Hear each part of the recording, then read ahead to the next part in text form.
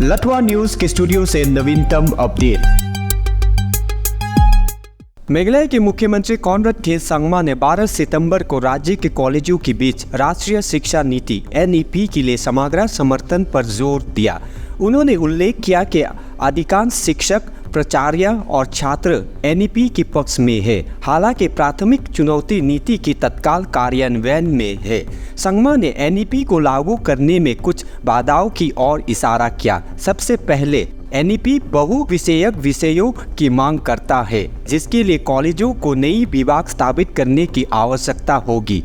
इससे इन नई विभागों को शुरू करने, कॉलेजों के शिक्षकों की वेतन का भुगतान करने और विज्ञान विंग जैसे आवश्यक बुनियादी ढांचे के निर्माण के लिए धन की आवश्यकता होती है। ये वित्तीय चुनौतियां नीति की त्वरित कार्यान्वयन में एक महत्वपूर्ण बाधा उत्पन्न करती है।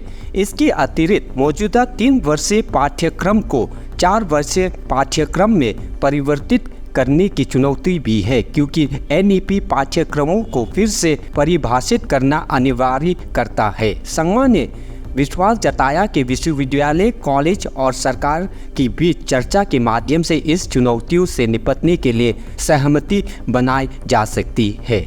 संगमा ने NEP कार्यान्वयन की आदेश को रद्द न करने के नॉर्थ ईस्टर्न हिल यूनिवर्सिटी के कुलपति की रुख को भी उचित ठहराया। उन्होंने कहा कि पूरी देश NEP के साथ आगे बढ़ रहा है और मेघालय को भी इसके कार्यान्वयन के साथ आगे बढ़ना चाहिए।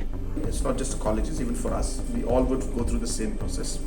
So what I'm saying in a nutshell is that there is no, let's be very clear on this, there is nobody who's against the NEP. Majority of the teachers and the students and the principals are all for the NEP to be implemented. Issue only is in the different requirements to implement it and the process of implementing, which is very, very technically complicated and financially complicated, and hence how will they do it immediately. So it's a process. I think once the discussion takes place between the university and the government and the colleges, that we will allow a smooth way, and we'll keep supporting in whatever way possible that is there. I think an understanding will develop.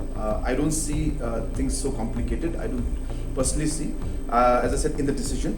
But yes, it's complicated in terms of the requirements that are there, and we will discuss and we'll see how to implement it. But the question, as correctly said by the VC, that we cannot go back on that decision.